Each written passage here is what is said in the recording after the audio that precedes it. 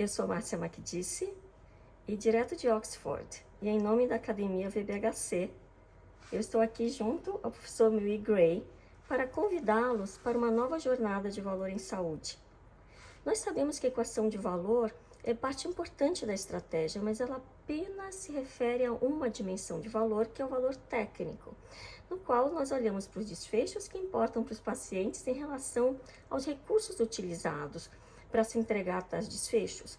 Porém, existem outras dimensões de valor, por exemplo, o valor pessoal, no qual a pertinência do cuidado é muito importante, fazer o certo para o paciente certo, no momento certo. E também existe o valor alocativo, que diz respeito à distribuição equitativa dos recursos para atender segmentos inteiros de população. E o valor social, que diz respeito à contribuição do setor de saúde para a sociedade e a participação efetiva de cada pessoa. E neste novo curso, que diz que é um curso online, que já existe aqui, criado pelo professor Muir Gray no Oxford Value and Stewardship Program, nós estamos trazendo uma versão adaptada para o Brasil, no qual nós vamos discutir esses e outros conceitos, como, por exemplo, stewardship na saúde, ou como transformar essas estruturas e serviços em um sistema que entregue valor de uma forma que se construam redes de atendimento. So Muir, we are so glad to have the opportunity to bring all those concepts to Brazil. So why don't you give our fellow Brazilians, or Brazilian fellows, a little spoiler about the course?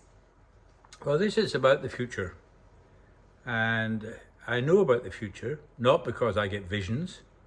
Visions get you psychiatric referral, but the future is here, it's just not evenly distributed. And the future is tough. Need and demand will go up faster than resources. And I use the word resources because money is not really the key issue. It's staff time and increasingly carbon.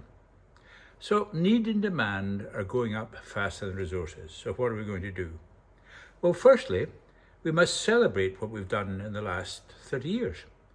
Last 50 years, and we're here in the UK Cochrane Centre, where the whole concept of effectiveness in evidence-based medicine started 50 years ago this year.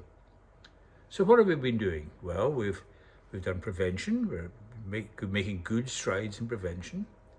We're making evidence-based decisions, so we're only doing cost-effective interventions.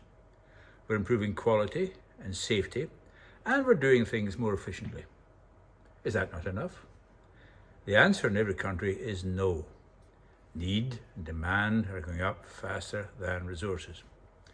And we can see what's failing and what has gone wrong, really, in spite of the many wonderful things we've done, both technically and managerially, because we can see three things.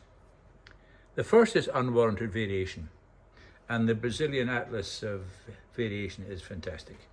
And it'd be the same in every country, same in England. Unwanted variation. And unwanted variation shows two things. Firstly, it shows us that we're not doing enough high-value things. There are people waiting for hip replacement, for cancer treatment, which are very high value. And it's often complicated by what's called inequity, that poor people are getting less good service and later service than people from the least deprived sections of the population. So unwanted variation shows you underuse and inequity, and it shows you overuse and waste. Now, the word waste is a funny word, and it's in a way the opposite of value. And waste is not only what goes into the waste paper basket. Waste is when resources are used that would give more value if used for another intervention for this group of patients, for example, pulmonary rehabilitation rather than triple drug therapy, or given to another group of patients. So, we've done very well, technically and managerially, but it can't go on. We need a new paradigm. And the new paradigm is value-based healthcare. Now, value is a funny word, and English is a funny language. I spoke to someone once who was Spanish and he was learning Japanese, And I said, well, that must be very difficult. He said, no, Japanese is easy. English is the most difficult language in the world because there's so many meanings. So the word value in the United States, for example, we would call efficiency. Very, very important. Outcomes versus resources for the patients treated. But firstly, we would say that this technical value, as we call it, is broader because you need to think of the people who don't get treated. And they're poor people. So simply looking at the outcomes for example, spinal surgery for people with back pain, we need to think of all the people with back pain in a population. Maybe we should be putting more of those resources into activity classes or weight reduction classes. So technical value is different from efficiency. But there are three other types of value. Firstly, personal value. Did this treatment address the problem that was bothering me most?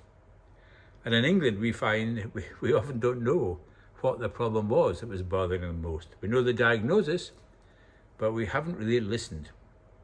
And it may be we need to write to people before they come for a consultation to say, please write down what is bothering you most, because people are so anxious they don't remember. So that's technical value and personal value. Then there's something called allocative value. How well are the resources allocated to different groups? People with heart disease, people with mental health, people with cancer. Well, we've never really allocated. What's happened is we, like you, are inheriting 50 years of gradual growth. Where in one part of the country, the respiratory people were really good at getting resources and building the department. And you go 20 miles down the road, and the cardiac guys were very good. So we've got about a 2 to 3-fold variation in spend. And that can't be justified. We need to think, how do we allocate resources? And how do we involve the public and clinicians in doing that?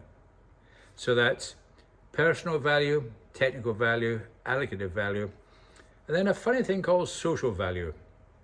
So, for example, are we giving contracts to small businesses locally and therefore providing employment locally? Or do we just give contracts to the cheapest tender, which may be a multinational, and the price usually goes up in year 2 and year 3? Are we recruiting people to medicine and nursing from the housing estates where poor people live? These are examples of social value. So for us, it's great. We haven't solved these problems. We're pretty clear what the problems are. Need and demand are going up faster than resources. More of the same is important, but not enough. We need value-based healthcare. Well, thank you, Muir. We are so happy to have you on board and having us on board. And para vocês que querem aproveitar esse conhecimento, expandir a visão de valor, se inscrevam. Esperamos vocês no nosso curso. Até lá!